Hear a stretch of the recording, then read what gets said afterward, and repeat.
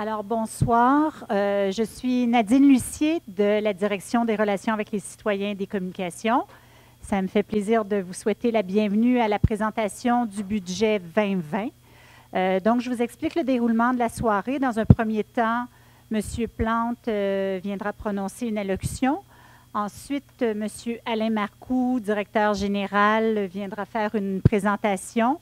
Il vous sera possible de suivre sur les écrans. Il y a aussi des copies pour consultation du budget si vous souhaitez vous y référer.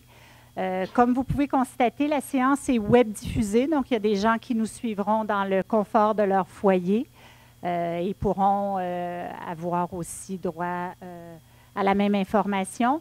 Et à la suite des présentations, il y aura aussi une période de questions qui suivra. Donc, sans plus tarder, je cède la parole à M. Plante.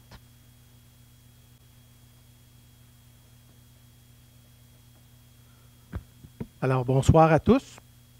Alors, vous me permettrez d'abord de vous souhaiter la bienvenue à tous et chacun à cette soirée de présentation budgétaire 2020. Comme vous le savez, citoyens, citoyennes, collègues, membres du conseil municipal, les gens qui nous écoutent à la maison, chers amis, c'est avec beaucoup de fierté que je vous présente ce soir notre proposition budgétaire pour l'année 2020. Pour une troisième année consécutive, la formule d'Assemblée citoyenne verra vous expliquer les orientations de l'administration. Je profite aussi de l'occasion pour remercier tous les membres du comité exécutif et les fonctionnaires qui ont contribué à rendre cet exercice possible. À mi-chemin dans notre mandat, le rendez-vous solennel du budget est l'occasion de faire le bilan des réformes et des projets lancés depuis notre arrivée il y a 2 ans.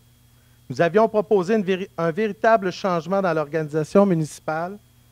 La modernisation de l'administration municipale suscite bien sûr des réactions et le changement nous force nécessairement à revoir nos habitudes.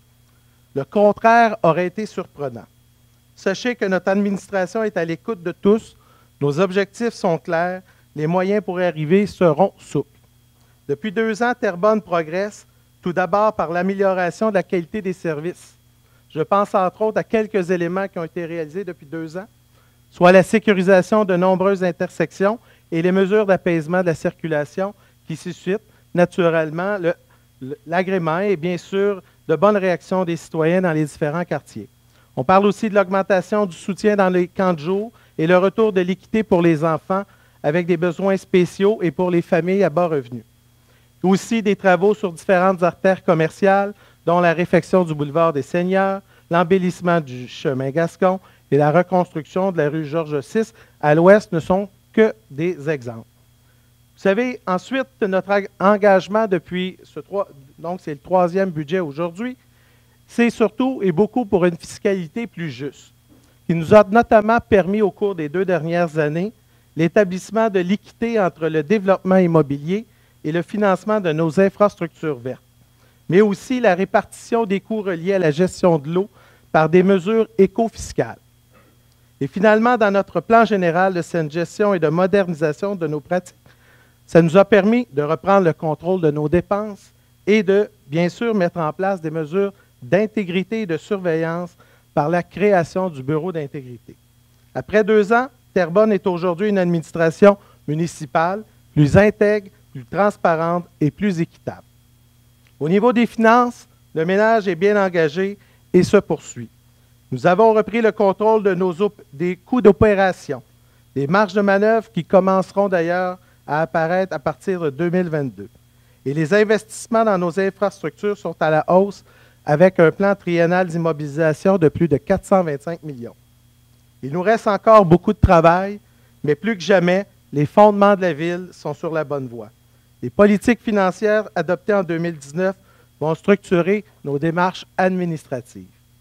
Fort de ce bilan, nous sommes engagés et déterminés à poursuivre et à mener nos efforts de modernisation de l'administration municipale et de nettoyage des finances de la ville. Et pour preuve, depuis 2018, le taux de croissance des dépenses à Terrebonne est la plus faible des 12 grandes villes du Québec, du jamais vu depuis la fusion municipale. Et pour la première fois de notre histoire, l'émission des permis de construction à Terrebonne devrait se rapprocher des 200 millions de dollars, une croissance phénoménale qui dépasse les perspectives économiques du Grand Montréal. Nous sommes une locomotive économique, un baume sur les finances fragiles héritées du précédent Conseil. 2019, je pense que c'est important de le souligner, c'est aussi l'année du dépôt du nouveau rôle triennal 2020, 21 et 22. La croissance générale dans le secteur résidentiel partout à Terrebonne est de 7 %. Si la moyenne est plus faible dans le secteur Lachenay à 6 %, le secteur de la Plaine, lui, a connu une hausse de 8 %. Bref, les écarts sont minimes et seront peu perceptibles sur le compte général de taxes, car nous avons réduit en contrepartie le taux général de la taxe foncière de son équivalent. Ainsi, l'ajustement annuel du compte de taxes qui sera annoncé a d'abord fait l'objet d'une baisse de son taux général de 7 %. Pour les secteurs commerciaux et industriels, une même formule fut appliquée. Prenez note par contre que les gens qui vivent en condo dans les secteurs de Lachenay et de la Plaine ont connu une stabilisation de leur évaluation foncière, ce qui aura pour conséquence de réduire leur compte de taxes de toute évidence. Maintenant, les objectifs qui gouvernent l'exercice budgétaire d'aujourd'hui. Dans cette logique, nos propositions budgétaires 2020 est gouvernée par 3 objectifs cadres.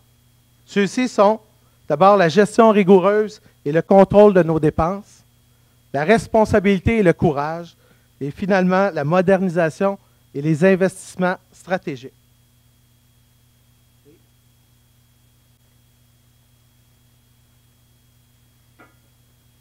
Vous savez, à notre arrivée à l'Hôtel de Ville, nous avons pris l'engagement de reprendre le contrôle des dépenses.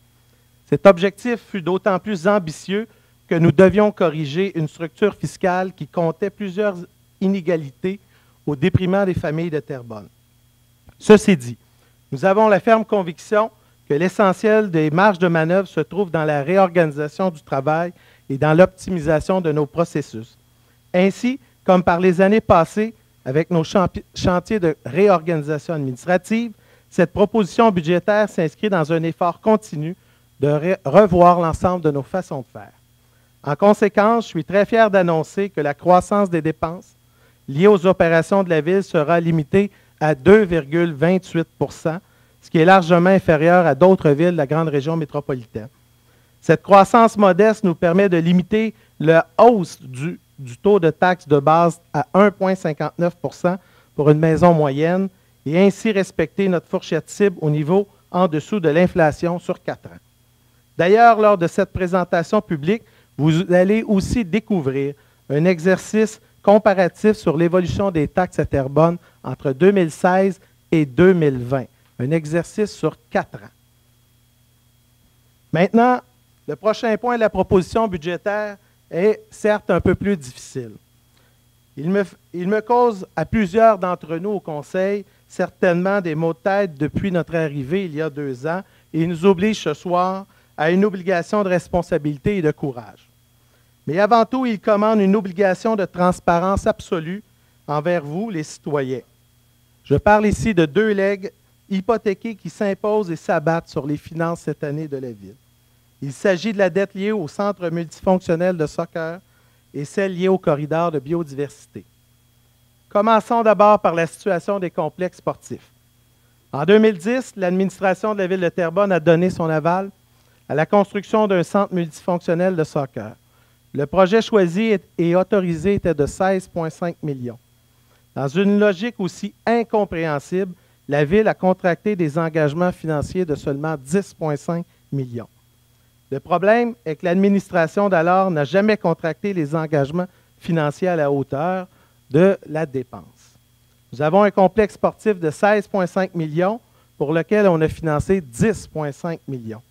Très clairement, l'administration à l'époque a trouvé une façon artificielle d'embellir nos finances en subventionnant moins cette infrastructure qui devenait pour les complexes sportifs très difficile à assumer à long terme. Un jour ou l'autre, il fallait payer et le Conseil a eu le courage de prendre cette décision dans les derniers mois. Il nous revient donc aujourd'hui la tâche, est frustrante, mais responsable de corriger cette grossière erreur. Il nous faut donc contracter un financement de 6 millions supplémentaires pour assumer nos responsabilités pour le complexe sportif Terrebonne. Le deuxième leg hypothéqué, c'est celui du corridor de biodiversité. Je souhaite vous prévenir à l'avance parce que celui-ci va aussi susciter des réactions parmi la population. Comme vous le savez peut-être, le développement de cette infrastructure a engagé une dette de 71 millions pour la ville de Terrebonne. En soi, cette dette est raisonnable compte tenu de la valeur stratégique de l'actif du corridor. Or, cette répartition de cette dette qui pose problème. En 2015, l'administration à l'époque décida d'en impartir 55 millions aux riverains et 16 millions à l'ensemble des citoyens de Terrebonne. La logique d'alors était que le corridor profitait surtout aux résidents et au commerce du corridor. À sa face même, cette logique ne tient plus aujourd'hui. Premièrement, le corridor deviendra un des actifs majeurs de notre ville. Non seulement tous les citoyens de Terrebonne en profiteront, mais son impact fiscal enrichira le budget de la ville et donc de tous les citoyens. Deuxièmement, il y a une iniquité exagérée au plan fiscal. On fait porter 75 % de la dette d'un actif à l'avantage général de toute la ville sur les épaules d'une minorité de citoyens. Cette répartition injuste, elle est injuste et davantage, elle est contraire à l'esprit d'équité que nous voulons intégrer dans toutes nos politiques fiscales. Cette analyse est aussi conséquente avec les avis et les décisions juridiques touchant ce dossier. D'ailleurs, cette mauvaise décision, jusqu'à maintenant, engloutit plus de 4 millions en frais juridiques pour la ville de Terrebonne. Face à cette situation, nous avons choisi la solution courageuse, qui était de corriger cette erreur du passé et d'assumer notre responsabilité face au présent et face à l'avenir. Clairement, cette correction, combinée à celle du centre multifonctionnel, vient amputer nos efforts au niveau budgétaire. À eux seuls, ces deux legs hypothéqués entraînent une taxe spéciale de 2,3 %. Imaginez l'impact total si nous n'avions pas repris le contrôle de nos dépenses financières cette année. Les citoyens de Terrebonne, je le sais, ne seront pas heureux de ce coût additionnel, mais vous savez que ce portrait est maintenant bien réel. Surtout que ces corrections marquent la fin de l'ère des vices cachés dans les finances de la ville.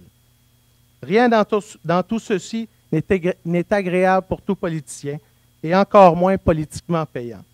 Mais ce prix de la responsabilité, c'est le courage qu'il me faut envers vous et j'invite tous les membres du Conseil à en faire de même.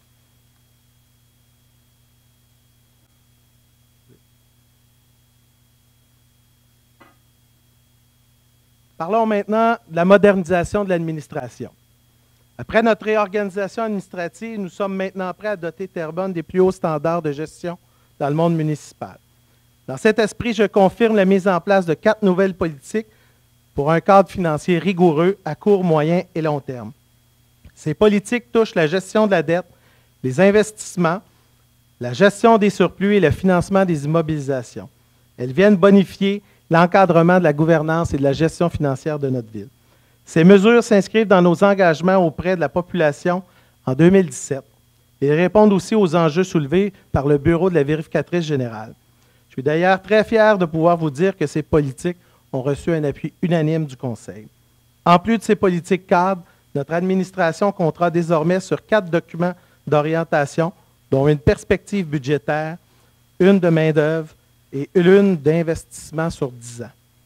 Nous compterons désormais sur une matrice moderne pour l'évaluation du suivi de nos projets d'immobilisation. Et je tiens d'ailleurs à féliciter toute la direction générale et son équipe pour le travail au cours de la dernière année. Maintenant, malgré le cadre financier fragile, notre administration s'engage à prendre les actions nécessaires pour assurer le maintien et l'amélioration de nos infrastructures. L'augmentation de la qualité des services et le soutien au dynamisme économique, notamment auprès des commerces locaux. À titre d'exemple, je tiens à vous partager 3 mesures qui sont d'intérêt public dans le cadre de ce budget. Tout d'abord, premièrement, c'est l'entretien de nos infrastructures. Nos rues, nos trottoirs, nos réseaux d'aqueducs, nos bâtiments ont besoin, bien entendu, d'investissement et d'entretien. Typiquement, les villes financent la construction et la réparation de leurs infrastructures par l'emprunt. Cette pratique est normale et tout à fait acceptable. Bien sûr, Terrebonne le fait également. Le Conseil a d'ailleurs adopté un plan le mois dernier à cet effet. Mais comment pouvons-nous faire mieux et plus rapidement? Entretenir nos infrastructures sans davantage nous endetter. Pour y arriver, j'annonce aujourd'hui que Terrebonne aura désormais une nouvelle pratique de paiement au comptant d'une partie de son budget d'immobilisation. Nous débutons cette année avec un investissement de 3,5 millions. Cet investissement sera récurrent pour, dans les 10 prochaines années, atteindre un fonds de 35 millions annuellement. Simplement dit, grâce à des marges de manœuvre trouvées à l'interne, nous pourrons accélérer nos investissements pour réparer nos rues, nos égouts et nos bâtiments. Deuxième élément, j'annonce une augmentation de 1,6 million pour le déneigement. Si le budget est adopté, ces fonds supplémentaires seront disponibles pour la présente saison. Nous avons à cœur de livrer des services de qualité et nous savons combien le déneigement touche nos citoyens, surtout les personnes dont la mobilité est plus difficile. Cette mesure permettra le déneigement de 9 km de trottoirs supplémentaires au centre-ville de Terrebonne et l'ajout de sentiers dégagés pour faciliter la marche de nos enfants vers l'école. Enfin, nous mettons un terme, ou presque, aux différentes iniquités d'entre les secteurs de la ville. Terrebonne est l'union de 3 villes, mais une seule ville aujourd'hui. Et pour le déneigement, les critères seront appliqués partout de la même façon sur le territoire de la ville de Terrebonne. Concernant l'aide aux commerces locaux, aussi sur un autre registre, je tiens à m'adresser aux commerces locaux. Dès le début de mon administration, nous nous sommes affairés à rendre plus équitable notre fiscalité. Nos commerçants locaux sont soumis à une concurrence toujours plus forte, soit par de très gros joueurs ou ceux en ligne. Ils ont besoin d'oxygène, nous allons leur en donner. C'est pourquoi j'annonce que nous allons alléger la fiscalité des petits commerces. Pour ces derniers, l'augmentation du taux applicable aux premiers 500 000 $ de valeur foncière sera seulement d'1,19 %, soit largement sous l'inflation de 2 %.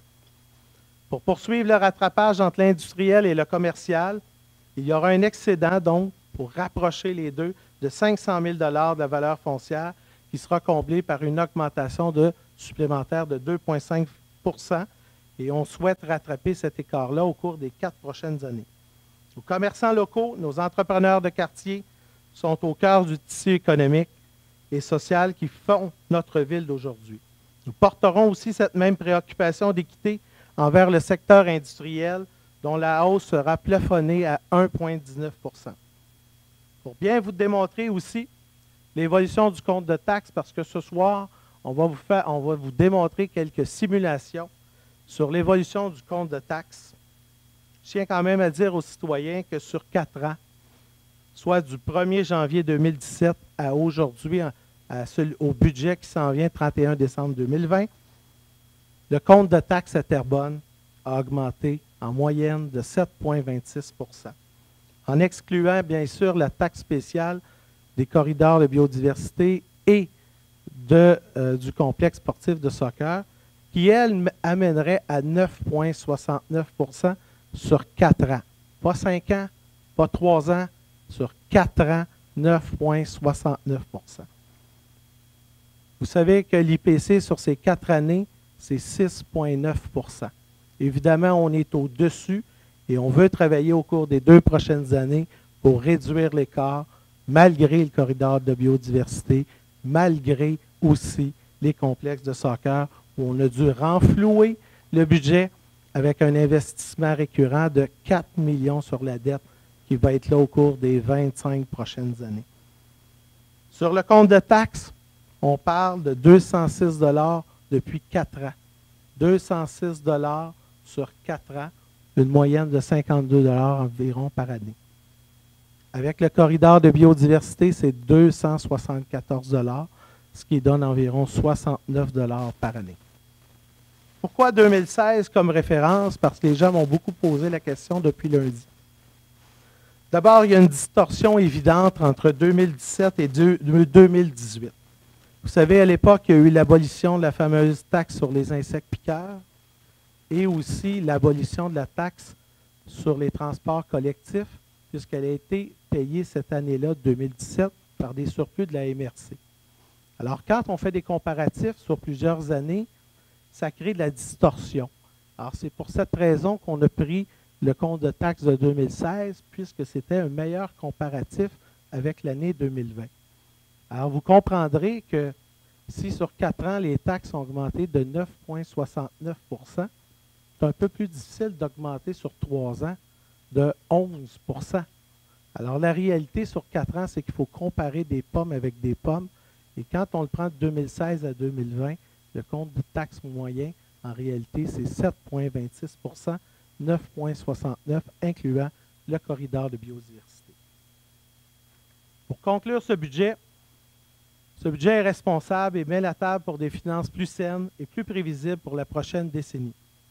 Le courage dont nous faisons preuve aujourd'hui sera un point tournant dans notre histoire collective.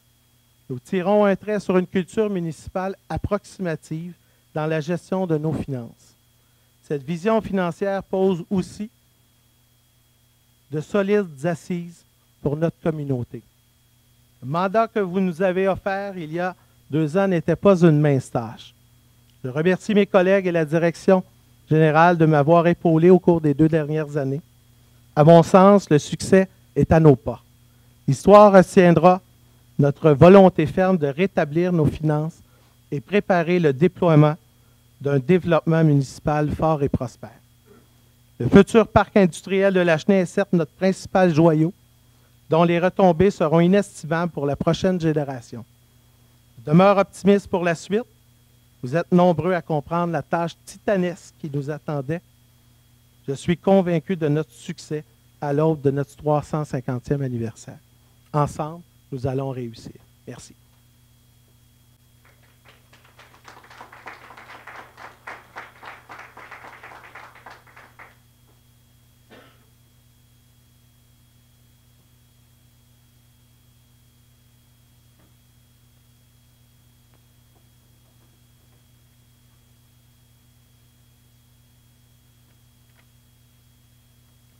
Alors, bonsoir, Monsieur le maire, les membres du conseil municipal, chers citoyens, citoyennes. Je voudrais saluer, évidemment, mon collègue Stéphane Turcotte de la direction générale adjointe, ainsi que Mme Marie-France Turpin, qui est directrice du service des finances par intérim, et Mme Judith Frou, qui est à l'arrière et qui a pleinement collaboré à l'élaboration du présent budget. Alors, je vais vous présenter les grandes lignes du budget, mais en le situant dans un contexte plus général, comme vous avez été habitué de l'avoir dans les années précédentes.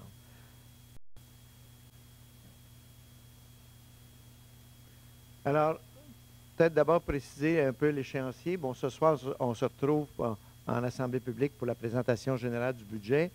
Vendredi après-midi, toute l'après-midi, de 13h à 17h, il y aura l'analyse du budget en comité plénier. Alors, à ce moment-là, les directeurs de chacune des directions et les membres de la direction générale et les représentants du service des finances seront là pour répondre aux questions des membres du conseil. Et il y aura une autre assemblée extraordinaire également le mercredi, le 18 décembre, mercredi prochain, pour l'adoption du budget et des règlements de taxation et de tarification.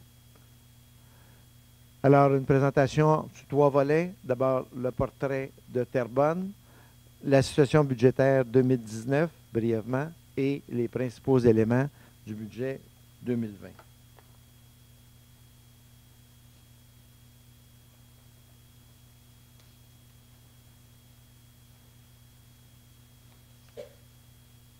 Alors, il y a des diapositives pour lesquelles je suis très rapide parce que on situe évidemment notre territoire. On se compare à des villes qui ont entre 50 à 450 kilomètres de carrés de dimension et des villes dont la population est entre 50 000 et 170 000 de population. Vous allez voir quelques points de comparaison. Le portrait démographique, avec un progrès démographique de 2012 à 2019 de 11 %. La ville de Terrebonne est une des villes qui est en croissance démographique. Il y en a d'autres qui sont en croissance supérieure, mais plusieurs autres ont une croissance démographique moins significative que Terrebonne. Alors, c'est ce que ce graphique-là veut représenter. Maintenant,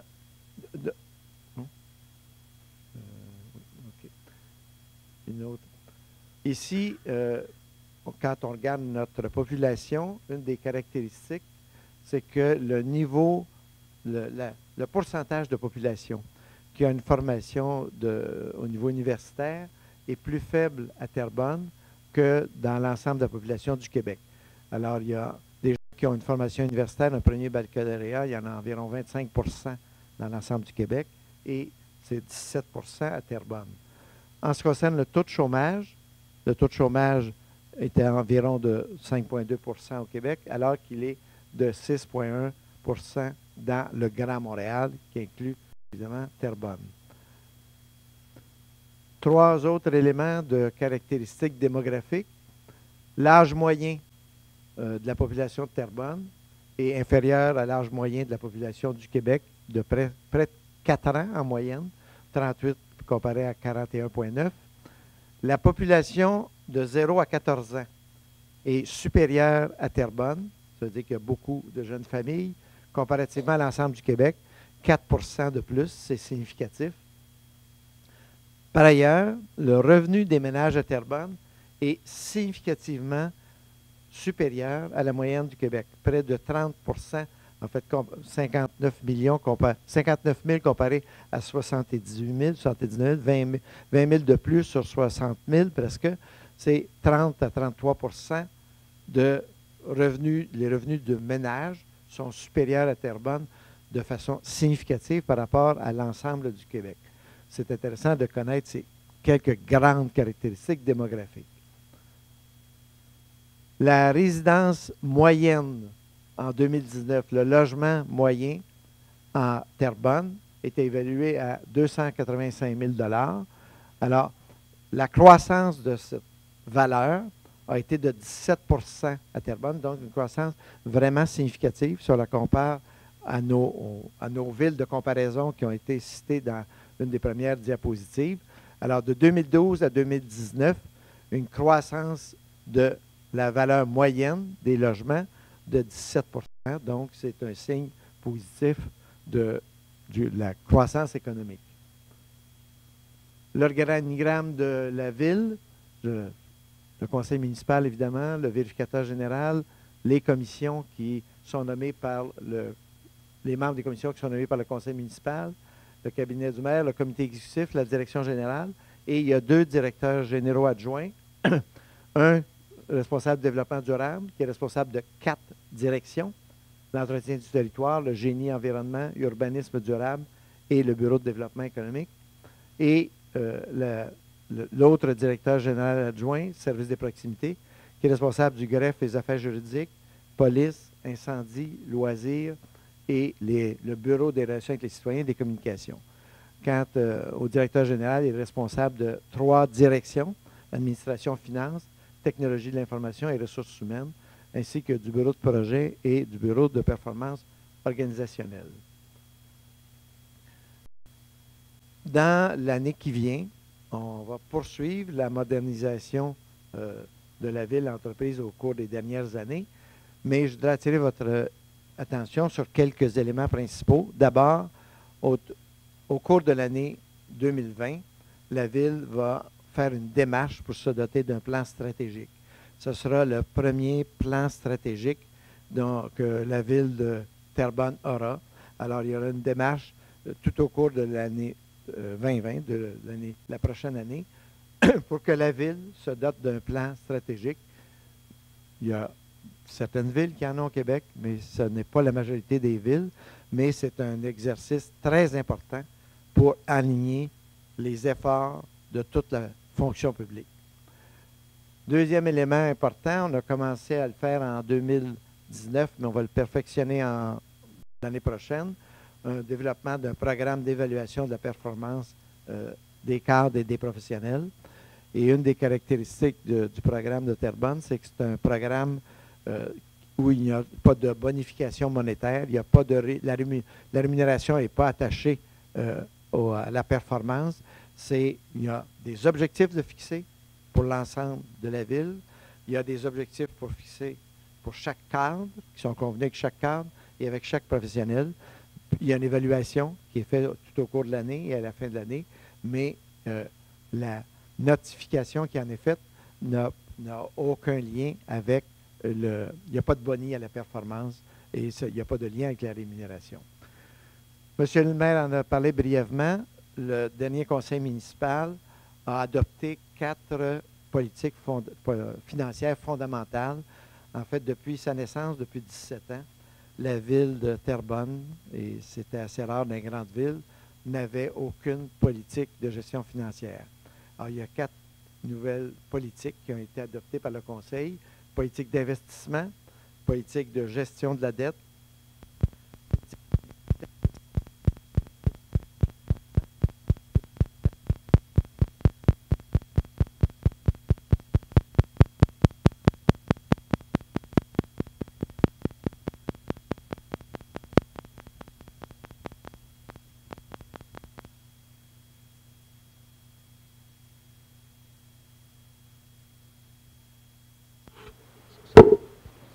secondes.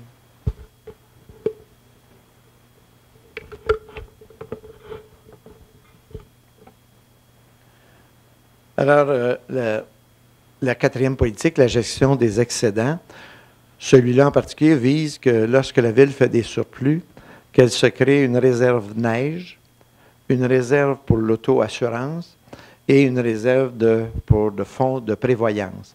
Alors, ces 3 réserves-là vont être créées au fur et à mesure où, dans les prochaines années, la ville dégagera des surplus. Bien, il y a une partie des surplus qui pourront être affectés par le Conseil à ces 3 fonds pour mieux gérer les imprévus.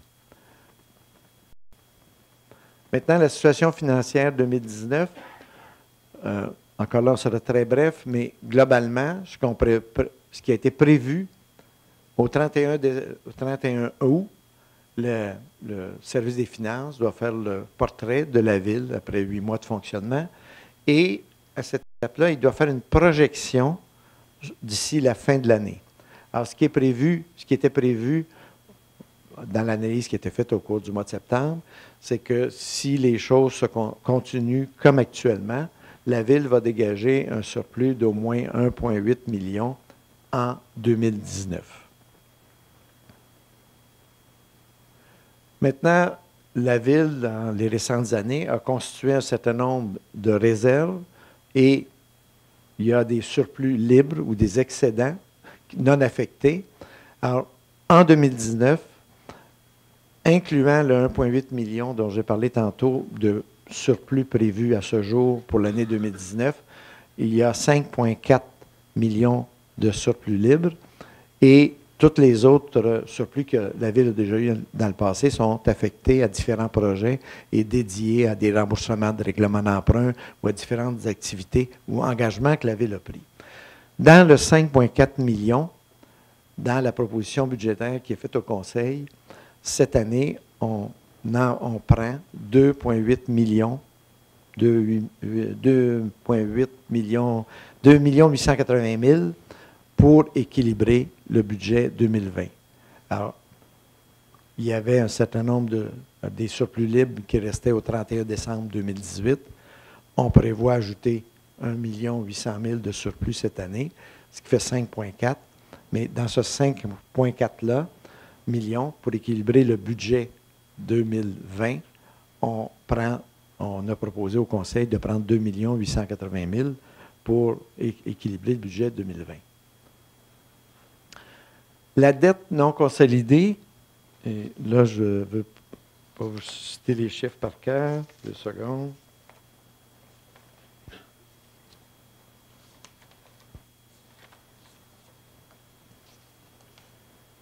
Alors, la dette non consolidée, ceux qui ne sont pas familiers avec ce concept, c'est la dette de la ville. La dette consolidée comprend la dette du RAEM, du réseau d'approvisionnement en eau potable, d'eau usée, le RAEM, RAETM, la dette aussi des complexes sportifs et du théâtre du Vieux-Terrebonne. Ça, c'est la dette totale dont la Ville est responsable. Mais la dette directe de la Ville, c'est une dette rendue en 2020. On prévoit qu'elle sera de 467 millions, en hausse par rapport aux 425 millions de cette année. La proportion des résultats, alors, proportion des résultats annuels, le 182 ça indique quoi, ça? C'est un facteur de comparaison dans toutes les villes. Mettons, le budget de la ville est 250 millions. Notre dette totale, qui est de 467 millions, fait que le rapport est de 182 Dans la plupart des villes du Québec, on veut que la dette totale égale le budget. Si c'est un budget de 5 milliards, ta dette doit être de 5 milliards. Ici, notre dette est presque le double du budget annuel. Alors, c'est pour ça que dans les politiques financières, on a proposé progressivement, sur 10 ans, de baisser ce rapport au lieu que notre dette soit presque le double, la dette non consolidée, parce que la dette consolidée est plus que le double, elle comprend les dettes des organismes que j'ai nommés tantôt. Bien, on propose que progressivement, notre dette consolidée, qui est 216 de notre budget, descende progressivement à 155 Alors, la dette seulement de la Ville, c'est 182 On propose progressivement que ce rapport-là baisse au cours des 10 prochaines années. Ça, c'est la dette. Le service de dette, c'est comme dans nos vies, quand on achète une maison, il y a une hypothèque, remboursement de capital, intérêt.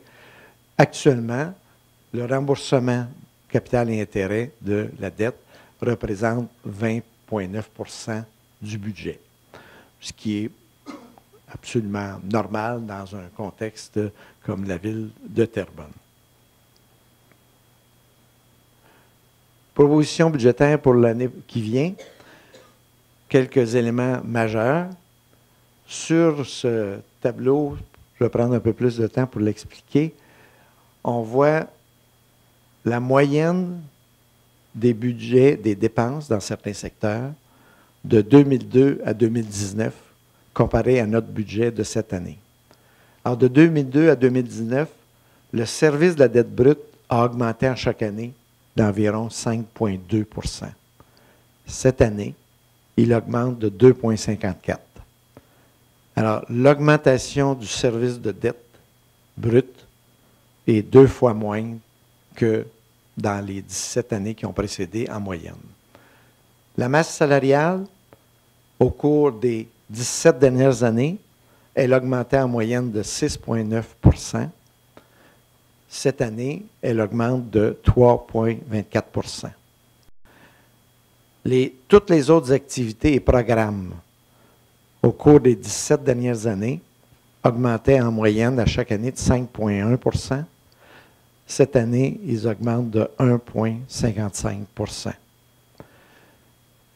Globalement, en incluant le service de dette du corridor de biodiversité et le complexe sportif, dont M. le maire a parlé, puis je vais y en reparler tantôt, l'augmentation des dépenses totales, incluant le 55 millions de dettes du corridor qui a été transféré des riverains à l'ensemble, incluant le 6 millions d'emprunts pour régler une partie du déficit des problèmes financiers du complexe sportif, la hausse du budget de la Ville cette année est 3,94 alors qu'en moyenne, dans les 17 dernières années, elle était de 5,8 Si on enlève le corridor de biodiversité et le complexe sportif, deux problèmes qui existaient depuis 5 ou 10 ans, la hausse des dépenses de la Ville est de 2,28 comparé à la moyenne des 17 années avant de 5,8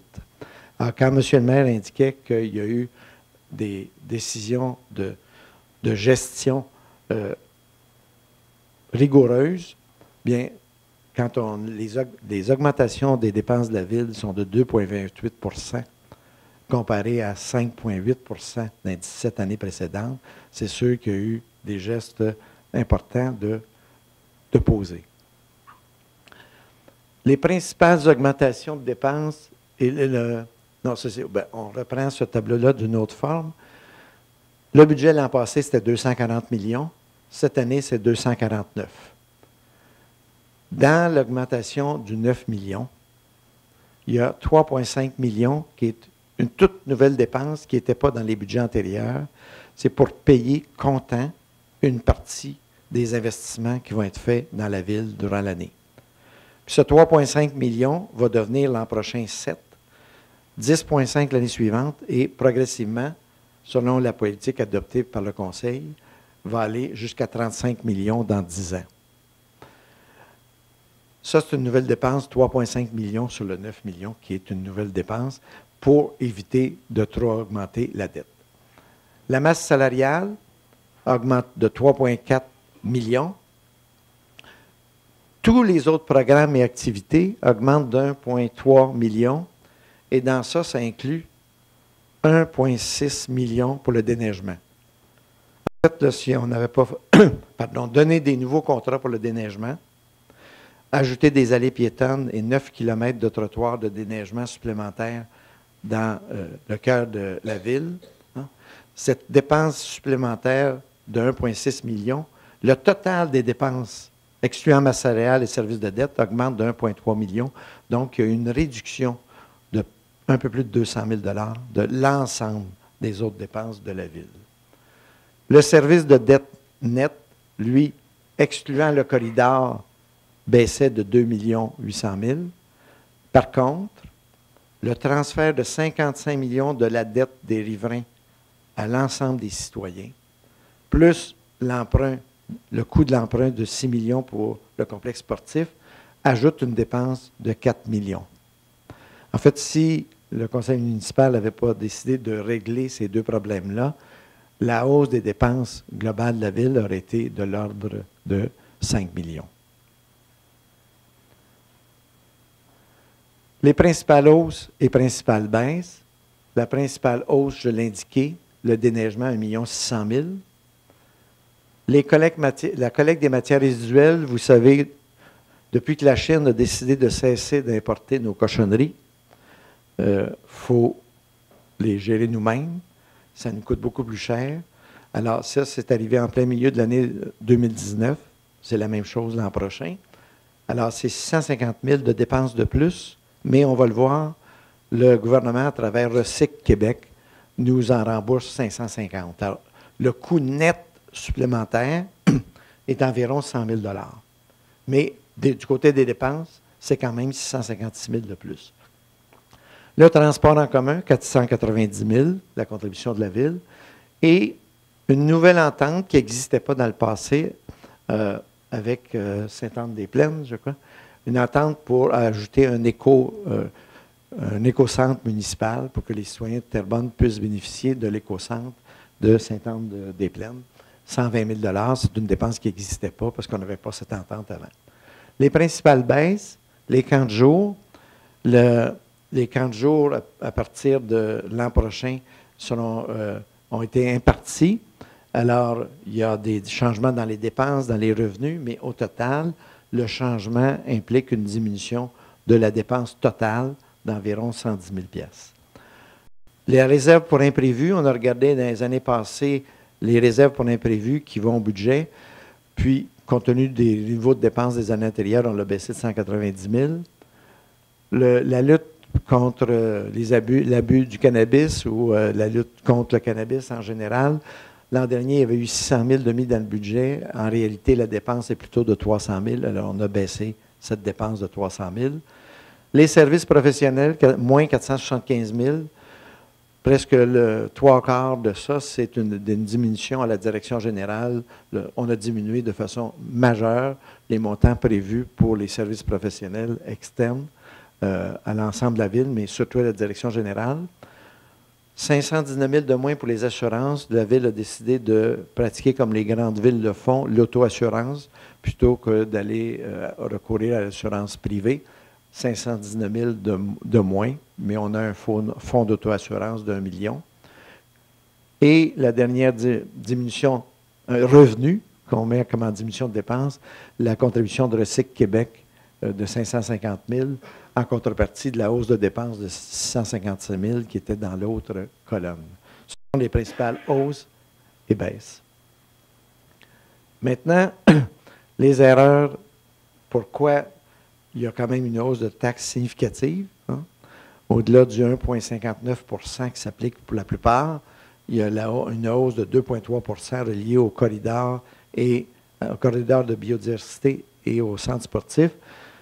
Avant, sur le coût de l'expropriation pour le corridor, il y en a 16 millions seulement qui étaient payés par l'ensemble des citoyens.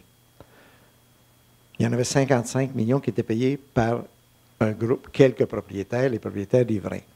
Ces propriétaires ont fait des poursuites judiciaires. M. le maire l'indiquait tantôt, on était déjà rendu à 4 millions de dépenses en défense de la ville dans ce dossier-là. Et nos avis juridiques qu'on a eus au cours de l'année nous indiquaient qu'on n'avait aucune chance de gagner. Et donc, la décision a été prise de faire supporter ce 55 millions-là de dépenses déjà réalisées parce que ces terrains-là sont expropriés à l'ensemble des citoyens.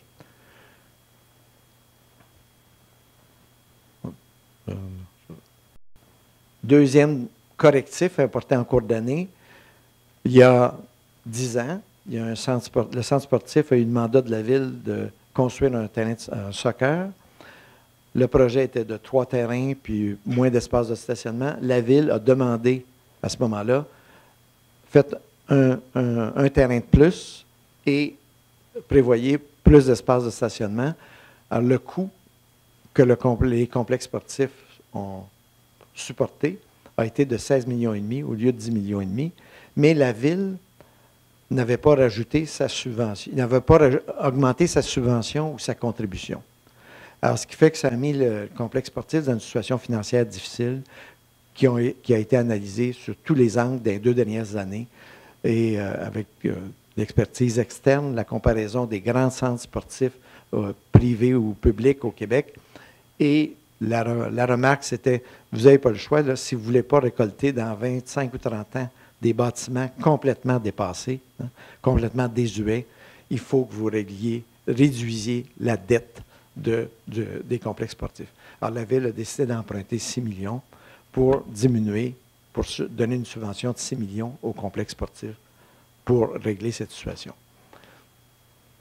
Alors, l'effet de ces 2 décisions, ça ajoute 4 millions d'indépenses de la Ville et 4 millions, ça prend 2,3 de hausse de taxes à l'ensemble des contribuables pour l'assumer. Maintenant, je reviens à une diapositive très importante, la comparaison entre le compte de taxes de 2016 et 2020. Donc, 4 budgets comparés à l'inflation. Évidemment, la valeur de la maison moyenne a augmenté durant ce temps-là, mais l'inflation, durant ces 4 années, a augmenté de 6,9 %. Et pour la maison moyenne, si on exclut le corridor et le complexe sportif, pour la maison moyenne, en 4 ans, le compte de taxes va avoir augmenté de 7,26 %. Donc, dans la zone d'inflation. La maison qui vaut 15 %, jusqu'à 15 % de moins que la maison moyenne, elle, son compte de taxes, la maison qui serait à 15 % de moins, donc 255 000, elle va avoir un compte de taxes de moins que l'inflation sur 4 ans. Celle qui est à 15 % de plus, un écart un peu plus accru, à 7,64 au lieu de 6,9. Maintenant, le même tableau, mais avec la correction apportée avec le corridor de biodiversité, ainsi que le 6 millions d'emprunts pour le complexe sportif, pour donner une subvention au complexe sportif, bien, l'inflation est toujours la même, 6,9. Par contre, sur le compte de taxes, pour la maison moyenne, c'est 9,69 d'augmentation en 4 ans. Pour la maison d'une valeur jusqu'à 15 % de moins, c'est 9,14 et 10,12 pour celle qui dépasse de 15 % à la moyenne. Un autre aspect important du budget, dans les 17 dernières années, en moyenne, le nombre d'employés à la Ville augmentait de 23 employés. C'est pour ça que la ville est passée d'à peu près 630 employés à environ 930 employés durant cette période. Dans le plan quinquennal de MEDA, qui a été approuvé par le comité exécutif en juin, on proposait comme orientation que pour les 5 prochaines années, avoir le même nombre d'employés. Alors, c'est ce qu'on a réalisé à deux postes et demi près, qu'on va récupérer au cours de la prochaine année, parce que c'est un changement, on l'a fait au cours de l'année, au milieu de l'année, on ne l'a pas fait au début. Mais ce tableau illustre qu'il y a moyen de gérer la ville avec à peu près le même nombre d'employés, mais en répondant à des nouveaux besoins, puis en répondant de façon différente à des besoins actuels. Mais les principales augmentations, c'est 7 postes de plus aux technologies de l'information, 1 ou 2 qui c'est par transfert de d'autres directions, mais 5 ou 6 vrais nouveaux postes. En génie et environnement, presque 5 postes de plus, dont 2 par transfert, 3 par transfert et 2 nouveaux postes, et ainsi de suite. Alors, ce qui est en bleu, ça indique les ajouts de postes à certaines directions, et ce qui est en orange, c'est la diminution pour certains. Dans ça, il y a 3 catégories. Il y a des transferts, des postes qui sont partis de l'entretien pour aller au génie environnement, ou partis de l'entretien pour aller aux technologies de l'information. Alors, il y a des transferts de postes. Il y a une deuxième chose, il y a des postes qui ont été abolis et on a créé un nouveau poste à côté, mettons une secrétaire qui prend sa retraite. On crée un poste de technicien en géométrique. Alors, c'est une transformation de poste. Et il y a eu aussi des ajouts de postes complètement nouveaux. Mais le bilan total, la ville qui était à 929 employés équivalents temps complet cette année, l'an prochain aura en moyenne 2,66, 2 employés de plus, mais je peux vous assurer qu'on va récupérer on va s'ajuster pour récupérer au cours de la prochaine année cette différence. Juste pour vous illustrer l'importance de cette décision, 23 employés de plus, ça signifie environ 2 400 000 d'ajouts de dépenses dans une année. 23 qui devient 46, ça veut dire 4 600 000. Qui devient 69, c'est 7 millions et demi. Alors, l'importance d'avoir pris la décision d'essayer de tout faire pour gérer avec le nombre actuel d'employés a une conséquence budgétaire significative. Ce tableau, maintenant, illustre l'évolution du taux de taxe. Vous remarquerez qu'il y a une baisse de 19 à 2020, mais ça ne veut pas dire que c'est une baisse du compte de taxes. Les taux, ceci illustre que les taux ont été rajustés pour tenir compte du nouveau rôle d'évaluation. M. le maire l'a indiqué tantôt, pour la résidence, il y a eu une hausse de la valeur en 3 ans d'à peu près 7 %. Alors, la première chose qu'on fait quand on fait le budget avec les finances, on réajuste tous les taux à la baisse pour avoir le même revenu. En fait, s'il n'y a pas de hausse de taxes, pour avoir le même revenu qu'en 2019. Et après ça, bien là, on a ajouté 1,9 % de hausse de taxes, puis de 2,3 pour le corridor. Mais le point de départ, on baisse tous les taux de taxes pour tenir compte de la hausse des valeurs pour avoir le même revenu. Et on l'a baissé d'environ 7 % pour les résidences. Pour les industries qui avaient une hausse de valeur de 11 %, on l'a baissé d'environ 11 % et ainsi de suite pour les commerces. Alors, il y a une baisse du taux de taxe, mais qui est reliée en fait à l'application de l'orientation générale qu'on a, c'est qu'on réajuste à la baisse les taux de taxes compte tenu de la hausse de la valeur des propriétés.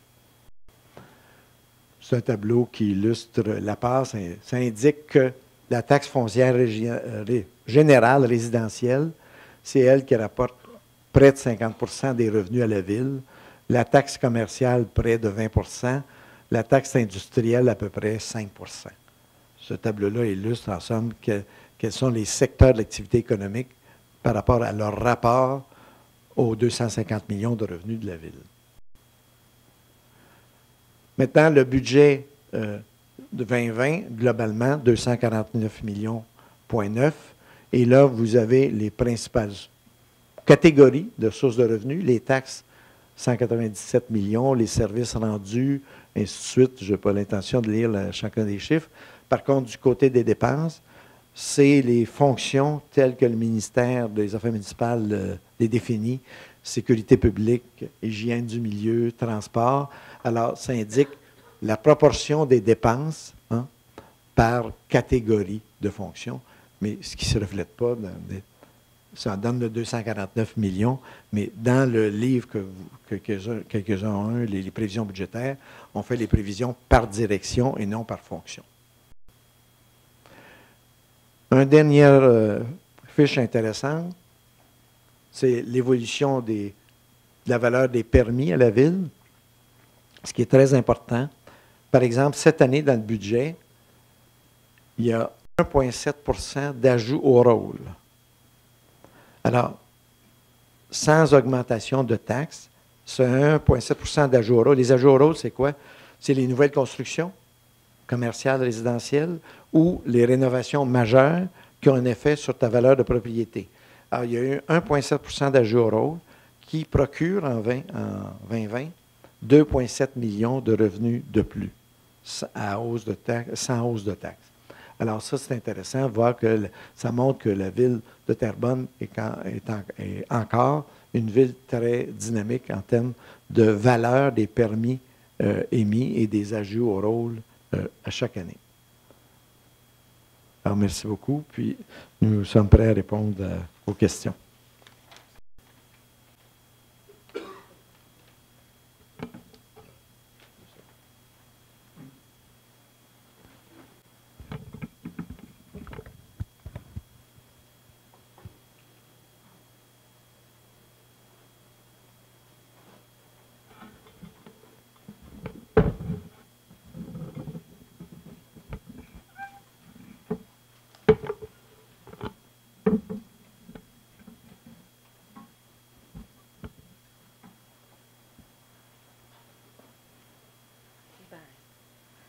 Je me sens un peu seule comme citoyenne.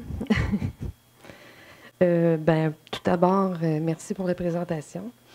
Un seul commentaire, c'est que j'ai assisté au PTI et j'avoue avoir des informations vraiment plus pertinentes, je trouve, au PTI que lorsque je vois un global comme celui-là qui nous, on appelle ça dans le com un rapport d'activité. Bref. Concernant le corridor de biodiversité, quand vous dites 55 millions, ce qui m'interpelle là-dedans, si je comprends bien, vous dites par rapport au passé, il y a eu une gestion qui a fait qu'on n'a pas atteint ce qu'on aurait dû prévoir en termes de prévision. Est-ce que vous pouvez donner un petit peu plus de détails par rapport à ça? Parce que ce n'est pas assez détaillé, puis je pense que plusieurs personnes vont se poser des questions à ce niveau-là. En fait, rapidement, les corridors de biodiversité, la décision qui a été prise en 2015, c'est l'acquisition des terrains donc, qui constituaient les corridors de biodiversité. Donc, à ce moment-là, la Ville est partie donc, en négociation, dans certains cas de gré à gré, mais dans d'autres cas par expropriation. Évidemment, par expropriation, quand c'est des promoteurs qui sont propriétaires des terrains, il y a des poursuites devant le tribunal administratif du Québec. À l'heure actuelle, la Ville, les estimations qu'elle a faites de ces terrains-là sont actuellement une dépense équivalente à environ 71 millions.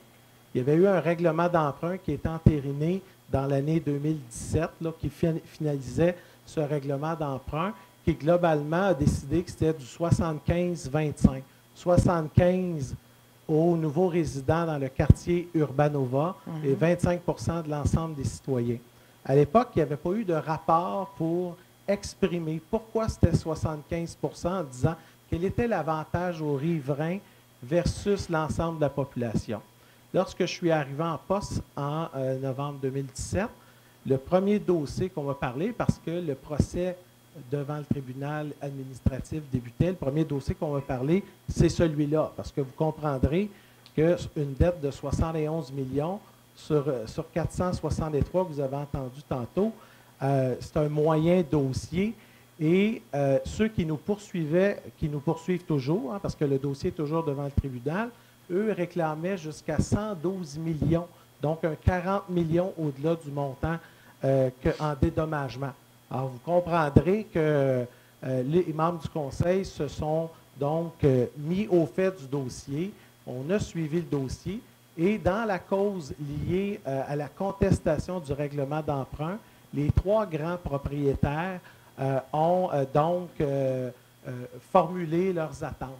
Après l'analyse juridique qu'on a faite dans l'année 2019, le Conseil et le rapport d'expertise d'évaluation en est venu à la conclusion que dans les faits, il y avait au maximum pour les riverains un intérêt d'à peu près 3 de la valeur des corridors de biodiversité et que l'autre 97 Évidemment, il y avait beaucoup de si, de mais dans le 3 qui pouvaient même ramener jusqu'à moins d'1 Le Conseil, considérant que dans les 3 premières années, le règlement d'emprunt avait été payé notamment par les citoyens et les propriétaires fonciers, donc une partie de ce montant-là, on a pris la décision que ce soit 100 à l'ensemble parce qu'avoir un règlement au bassin pour 1 c'est un peu ridicule considérant, et on n'avait pas un argumentaire qui était solide devant la Cour.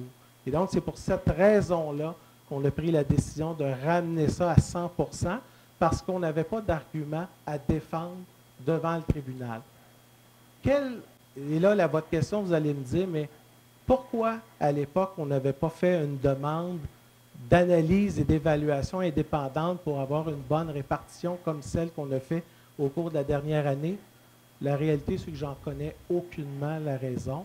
Je pense que c'est une question qu'il faudrait poser aux administrateurs de l'époque.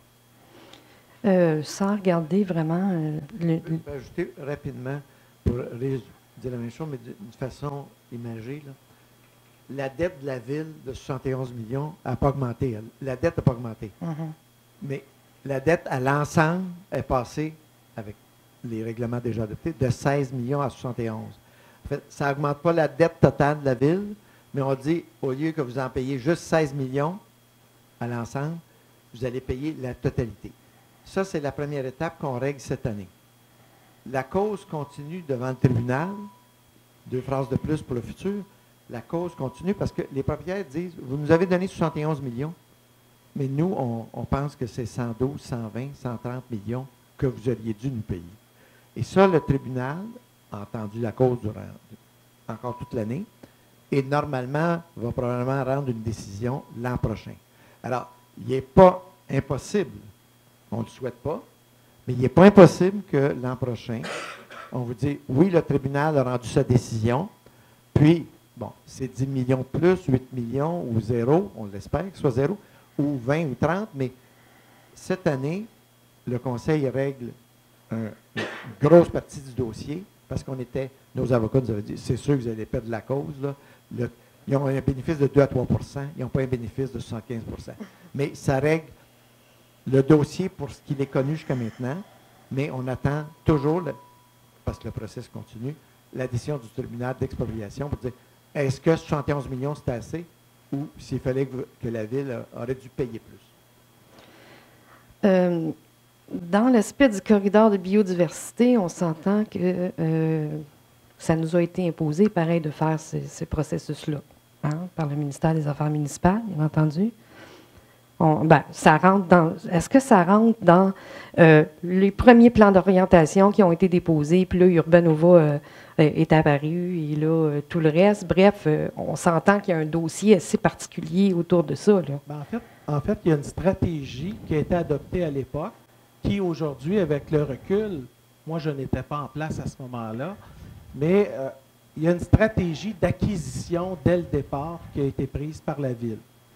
Avec le recul, puis d'ailleurs, le gouvernement vient tout juste d'annoncer son intention de revoir la loi sur l'expropriation, et ce n'est pas pour rien, parce que les villes qui souhaitent protéger des milieux humides et des territoires se retrouvent régulièrement devant le tribunal et devant des lois qui, d'une certaine manière, sont vraiment à l'avantage des promoteurs. Donc, à partir de là, il y a une stratégie de la Ville qui a été prise de négocier de gré à gré, ce qu'elle a fait avec un certain nombre de terrains, mais avec un certain nombre de promoteurs, a plutôt choisi d'aller en expropriation. Quand je suis arrivé en poste, en novembre 2017, Sur plusieurs de ces terrains-là, la Ville avait donné un avis où elle ne retournera pas en arrière. Vous savez qu'il y a des étapes dans le processus, mais il y a un seul terrain qu'on n'avait pas donné cet avis-là, et c'était pour les terrains de l'ancienne pépinière de Montréal, pour lequel immédiatement, j'ai pris la décision de nous retirer dans le dossier pour la raison suivante. Lorsqu'on arrivera un jour à développer ce territoire-là, la Ville, comme le prévoit avec le nouveau projet, le projet de loi 124 à Québec en 2017, sur les fonds de parc, on a la permission de négocier avec un nouveau promoteur. Alors, vous me voyez venir, le jour où on va développer l'ancienne pépinière, la partie des terrains qu'on voulait pour le corridor de biodiversité, on va le négocier avec le promoteur pour le recevoir, notamment en guise de fonds de parc. Est-ce qu'on aurait pu et est-ce qu'on aurait dû faire la même chose pour d'autres terrains? Cette question mérite certainement d'être posée aujourd'hui. Et malheureusement, je n'ai pas le pouvoir de faire un retour dans le passé et d'aller changer des décisions irréversibles par le Conseil. Alors aujourd'hui, on est obligé d'assumer pleinement la décision qui a été prise par les administrateurs passés. Bon, on va se retourner vers l'avenir maintenant. Oui. Étant donné ce qu'on voit par rapport à la dette, par toutes les décisions du passé auxquelles on doit faire face, comme vous dites, est-ce que la Ville, dans son plan d'orientation, ne devrait pas réviser les investissements d'infrastructures qu'ils veulent mettre au niveau municipal et retarder un peu jusqu'à ce que le citoyen ait encaissé sa possibilité d'agir? Parce qu'il faut comprendre que là, ici, là, on remet sur le dos d'un citoyen une capacité de payer qui n'est pas nécessairement là.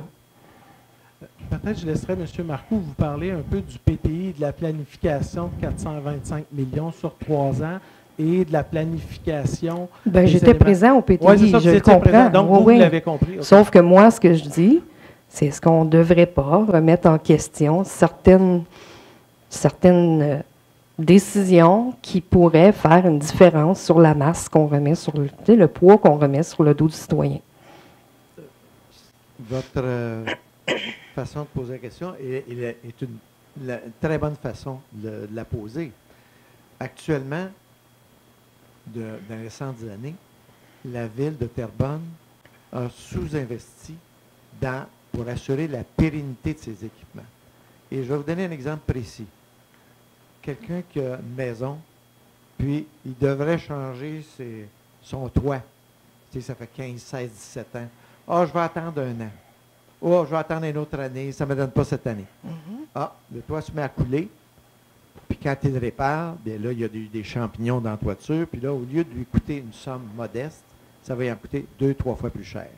La même chose pour les fenêtres. Je devrais changer mes fenêtres. Leur durée de vie utile est là. Non, je retarde un peu. Le champignon se prend tout autour. Puis là, je dois changer tout le cadrage. Puis ça me coûte 2-3 fois plus cher. C'est la même chose pour une ville. Quand une ville n'entretient pas correctement ses immeubles, sa flotte automobile n'est pas renouvelée correctement, quand ses réseaux d'aqueduc et d'égouts ne sont pas réparés correctement, sa voirie, le coût est exponentiel et beaucoup plus élevé. Alors que si tu fais de l'entretien préventif, puis si tu interviens rapidement, ça va coûter moins cher et ça diminue tes coûts de fonctionnement. Dans le domaine simple, là, au niveau du matériel roulant, il y a des villes qui ont étiré leurs autos au maximum, leurs camions au maximum, leurs niveleuses au maximum. Leur coût de fonctionnement d'entretien augmentait comme ça. Et au total, ça coûtait plus cher. Alors que la bonne stratégie, c'est je vais renouveler ma flotte, je vais la rajeunir, mes coûts de réparation, mes coûts d'entretien vont diminuer. Bien, c'est la même chose pour une ville que pour un citoyen. Quant à la modulation, il y a un plan triennal qui a été adopté par le conseil municipal qui suppose une augmentation significative dans le futur des investissements. Mais je peux vous dire que ce n'est pas demain la veille, là. Parce que même si, je vais vous donner un exemple, là. Le poste de police, ça fait 9 ans qu'il est promis. Le règlement d'emploi, si ma mémoire est bonne, a été adopté il y a 5-6 ans. Puis, on est à l'étape de finaliser les plans. Alors, puis c'est dans 3-4 ans, 3 ans, 4 ans, que ça va être fait. Bon. Alors, entre le moment où le conseil dit « je veux construire une bibliothèque », où je veux refaire tout un réseau d'aqueducs et d'égouts et le moment où il fait la dépense. Parce qu'avant, il y a des études, il y a des plans de devis, il y a les travaux. Et il y a une chose qu'il faut savoir, vous venez souvent au conseil, mais peut-être que des citoyens ne le savent pas. C'est pas le jour, le conseil adopte un règlement d'emprunt, mettons, de 20 millions demain. On va peut-être l'emprunter dans 4, 5, 6 ans. Parce que c'est pas parce qu'on a l'autorisation de faire les travaux. On fait l'emprunt quand les travaux sont finis, quand les factures, au fur et à mesure que les travaux se font, quand on a les factures. Alors, par exemple, dans le poste de police, où il y a un règlement de 35 millions d'adoptés, il y a juste, si ma mémoire est bonne, 2 millions, 2 millions et demi de dépenser et d'emprunter. L'autre, il n'est pas dans la dette. Alors, la ville comme ça, alors, je regrette que ma réponse soit un peu longue, mais globalement, il n'est jamais avantageux de ne pas bien entretenir ses immeubles, son matériel roulant, ses réseaux d'aqueducs et d'égouts, ses usines d'eau potable. Quand tu as rajouté mais ça, des nouveaux je le équipements, comprends. quand tu as rajouté là où on a une marge, quand tu as rajouté un nouvel équipement, Une nouvelle hôtel de ville, ouais, genre. ça, tu peux le retarder d'1 an, 2 ans, 3 ans. Ben voilà. Bon. Mais, je prends un exemple, le même exemple, le poste de police, on peut dire que c'est un nouvel équipement. Mais les 2 bâtiments dans lesquels sont actuellement les policiers c'est complètement dépassé. Le mot dépassé est faible même. Bon. Alors, il y a des fois des investissements qui sont judicieux. Bon. Quant à l'hôtel de ville, on aura l'occasion d'en reparler. Cette année, on commence simplement à étudier les besoins en espace. On y reviendra dans quelques années. J'aime beaucoup votre sourire. L'autre question, la Cité du sport, le centre sportif. On s'entend que déjà à l'époque, au niveau du centre sportif, et d'ailleurs, on est au cœur d'avoir des résultats, à savoir où vont s'en aller les procédures, il y a quand même un aspect un peu spécifique au niveau du centre sportif. C'est quand même un OBNL. Est-ce qu'on est propriétaire des lieux?